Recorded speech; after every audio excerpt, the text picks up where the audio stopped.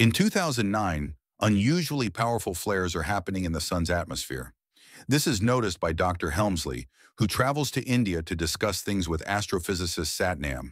Together they visit a copper mine, where they use an elevator that takes them 11,000 feet underground. In the mine's lab, Satnam shows Helmsley that the current solar flares are the biggest in history and are causing the Earth's core to heat up, which he proves by opening a tank full of boiling groundwater. Fearing a global catastrophe, Helmsley rushes back to the USA to interrupt an important gala and report the issue to Anheuser, the head of the presidential administration. 6 months later, in 2010, U.S. President Wilson tells the G8 summit about the upcoming end of the world. The information doesn't reach the general public, but the most powerful people in the world start making plans. In the Tibetan Valley, they start building large ark ships for the elite chosen ones, but they tell the locals that they're building a dam. They relocate anyone that can't work, and only people with certain skills are allowed to stay. In 2011, the ark tickets are being sold to the elite for €1 billion each. In the Louvre, Wilson's daughter Laura meets with the museum director to replace the Mona Lisa with a fake one and protect it from fanatics. In 2012, the general public still doesn't know the truth, but newscasts begin talking about the Mayan calendar and how many people believe the end of the world is coming, to the point where they're self-deleting in groups. Cracks are appearing on the streets of California, but nobody takes them seriously, blaming them on a mini-quake. At the harbor, the passengers of a cruise are alarmed when the ship sinks a bit in the water. Later in the evening, Laura is called by the director of the Louvre, who informs her they've been lied to about the reason they moved the art and that he'll appear at a press conference to tell everyone the truth. Before he can say more, his car suddenly blows up and kills him. In the White House, Helmsley and Anheuser inform Wilson that their calculations were wrong and that the end of the world is coming faster than they expected.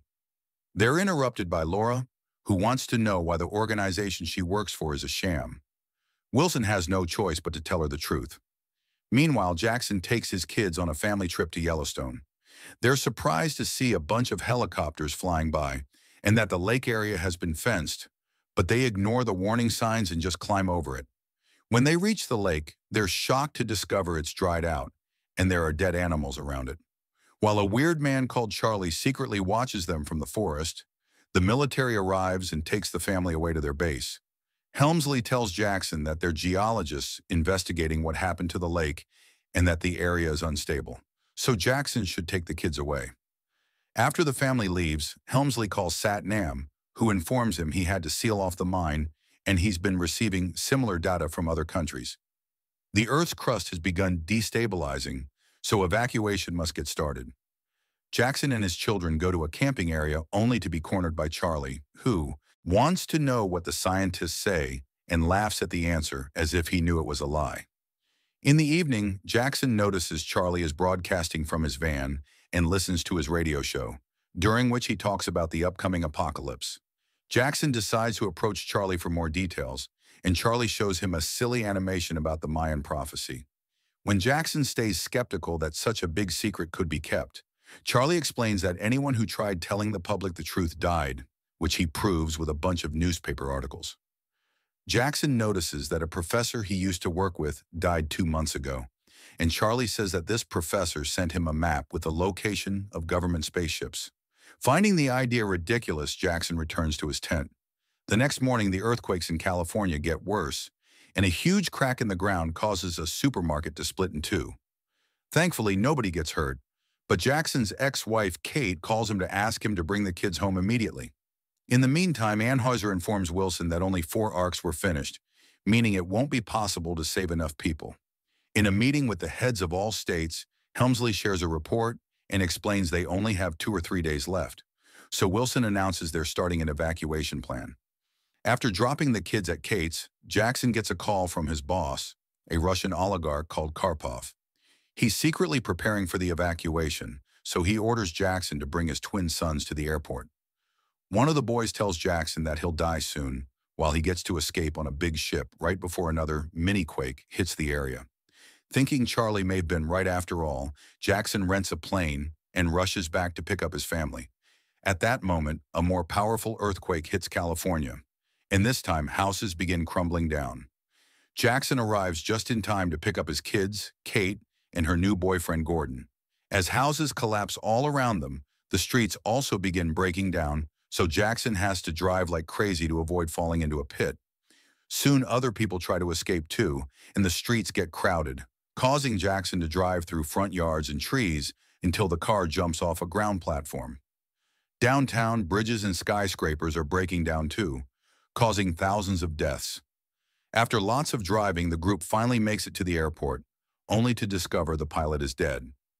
Gordon has taken a few flying lessons, but has no experience, so he nervously tries his best and manages to fly the family off, right before the airport is destroyed too.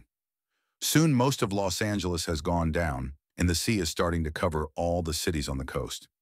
Moments later, the family stops at Yellowstone to find Charlie and his map, but Charlie isn't in the van because he's waiting for the end on top of a mountain. Jackson drives the van all the way to the mountain to find Charlie, only to watch tons of birds fly by, and the hills start to sink down. While Jackson goes away in the van, Charlie stays to keep on broadcasting as a volcano erupts and blows up the area. Volcanic rocks begin raining down, killing Charlie and hitting the back of the van. Thankfully, Jackson drives fast enough to jump over a crack on the ground and reaches the airport just in time. He still needs to find the map in the van, though, taking so long that the ground keeps on cracking and the van falls. Thinking Jackson's dead, Gordon prepares the plane to take off, but suddenly Jackson climbs out of the van at the last second and runs to grab Kate's hand. Once he's safe, the plane finally takes off and leaves the area before they're reached by the eruption. Then Jackson checks the map and notices they must go to China, so they'll need a better plane. In the evening, Anheuser and Helmsley watch reports of natural disasters happening all over the world. Important landmarks are being destroyed, millions of people are dying, and everyone is losing any glimpses of hope. Helmsley thinks it's time to tell the general public the truth, but Anheuser refuses until the chosen ones are on board the Arks, claiming it's for the sake of survival. Then they tell Wilson it's time to leave, but Wilson has decided to stay and go down with his people. Anheuser takes over command, ignoring Helmsley's protests, and the plane leaves with them and Laura, who receives a last call from her father to say goodbye. Afterward, Wilson finally makes a public announcement to let the world know the truth. Meanwhile, Jackson's group has made it to the airport in Las Vegas, where Karpov is also waiting because all flights have been canceled. He's brought his twin sons, his girlfriend Tamara, and even her dog. Jackson begs Karpov to take his family, but Karpov at first ignores him. However, when his pilot Sasha finally finds a plane they can use, he explains he'll need a co-pilot, and Jackson's family offers Gordon. Karpov accepts to take them all, and they run to get aboard a huge plane that is carrying cars. Air traffic control tells them they don't have permission to fly, but Sasha and Gordon work together and manage to take off, dodging a bunch of crumbling buildings and only hitting the top of a tower before they head for China. Moments later, when they fly over Hawaii, they're disturbed to discover it's completely covered by lava, and there are almost no buildings left standing. In Tibet, a Buddhist monk, Nima, receives a letter from his brother, who works with the Arks and has shared the truth. After getting permission from his master, Nima leaves the mountain and goes to pick up his grandparents. In Washington, D.C., volcanic ash won't stop falling, so Wilson opens the White House for people looking for shelter. When a little girl is looking for her dad, Wilson decides to help her and asks the paramedics outside, but suddenly an earthquake hits the area and brings down the Washington Monument. In the Vatican, people gather for prayer at a special mass, only to be interrupted by an earthquake as well. The building crumbles down and kills millions of people. At that moment, a report comes in announcing tsunamis forming all over the world. A cruise ship in the middle of the sea is flipped over by the strong waves, and the workers can do nothing but accept their fate. In Washington, D.C., Wilson wakes up covered in ash among hundreds of bodies, only to watch a tsunami cover the area and kill any survivors from the earthquake, including Wilson himself. Meanwhile, Helmsley discovers that the base with the Arks will also be underwater in around 6 hours, and that the Earth's crust has shifted a lot. Both poles have reversed their magnetic fields and moved so much that the North Pole is now in Wisconsin. Back to Jackson's group, Sasha announces that the fuel is running out, and he'll have to do an emergency landing. Once everyone is ready, Sasha and Gordon start to descend, only to discover there's no more ocean. Thanks to the continents moving, the plane has ended up in the Himalayas, pretty close to where the arcs are being built.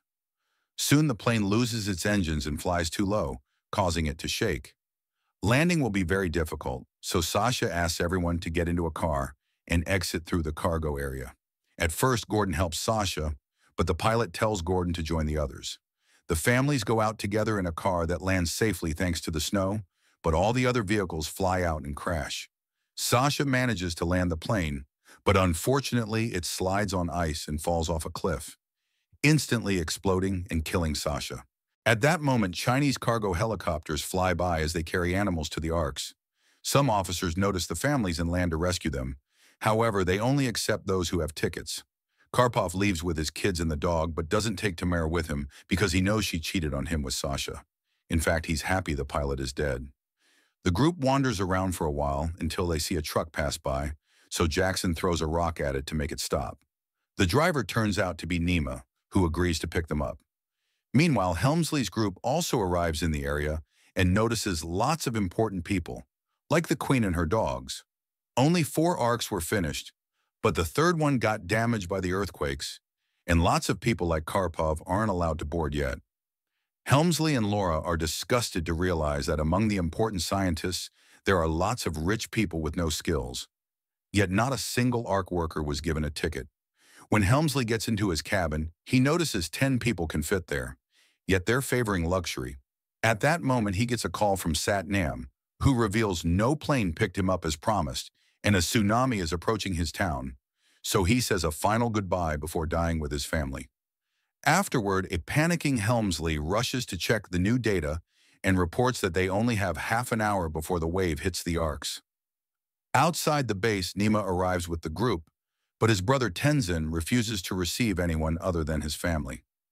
Kate begs them to at least take the children, but the grandmother scolds Tenzin and convinces him to take everyone. The arcs are getting ready to leave. Some people realize the workers couldn't fix the damaged ship, so the passengers of that arc are being left behind. A furious Karpov punches a guard to make his way through the door, and the crowd immediately follows him towards the nearest arc. However, the ship moves away from the platform, causing some people to try to jump.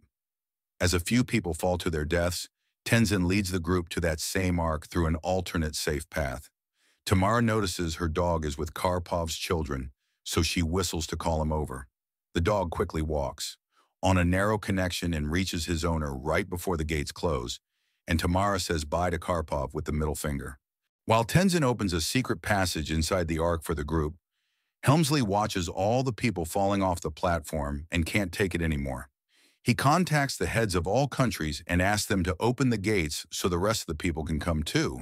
But Anheuser interrupts him to point out that they only have 15 minutes left before the wave hits. Helmsley doesn't give up and talks about how they're losing their humanity, mentioning, "What happened to Satnam?" When Laura adds that Wilson would have opened the gates, the leaders give in and authorize them to open the gates. Inside the arc, Jackson's group gets in danger because they're sneaking around the lifting mechanisms, which start moving when the gates open. Tenzin and Gordon are pushed off and barely manage to hold on to the edge, but the spinning gears are hitting Tenzin's leg. Jackson rushes to help them and brings Tenzin back up, but unfortunately Gordon slips off and is ground to death by the gears. Jackson almost gets crushed too, but the cable they use to hold on and get stuck in the mechanism and jam it. The gate doesn't fully open, but it's still enough for the crowd to rush inside. With only 4 minutes left before impact, the wave is already getting closer and taking over the mountains, where Nima's master rings the temple's bell before dying. The gates start to close, but Karpov is still outside, so at the last second he throws his kids into the ark before he falls to his death. Because of the cable from before, the gate doesn't close completely, so the ark can't leave yet. The technicians check the cameras and find Jackson's group, so Helmsley runs to solve the issue. At that moment, the tsunami finally hits the arcs, killing all the remaining workers in the base. Water gets inside Helmsley's ark through the open door, and as people panic, the security system begins blocking the compartments one by one. The chamber with Jackson's group is quickly sealed too, splitting them up and leaving the chamber flooded. To make matters worse, the wave sends a plane crashing against the ark, causing it to lose the supports and bump into the other ships. They need to activate the engine to move away. But it's impossible to do it with a gate open. The tsunami causes the Ark to shake uncontrollably and begins carrying it toward Everest, meaning they'll crash soon. Helmsley reaches the chamber and finds Jackson's daughter with the dog, then gets in contact with the rest of the group through the comms on the wall.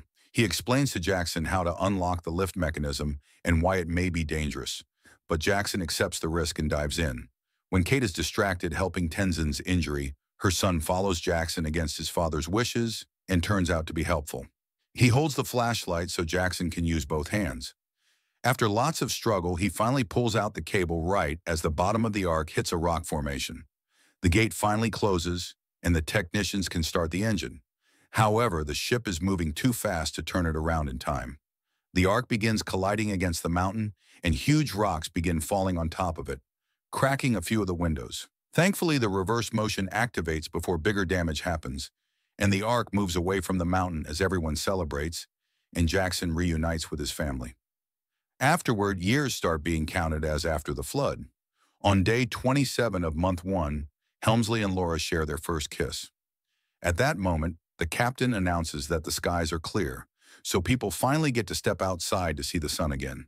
As people in all 3 arcs enjoy the fresh air, Helmsley checks the reports from the satellites to learn the water is receding and the entire African continent has risen. The arcs immediately head there to start a new life.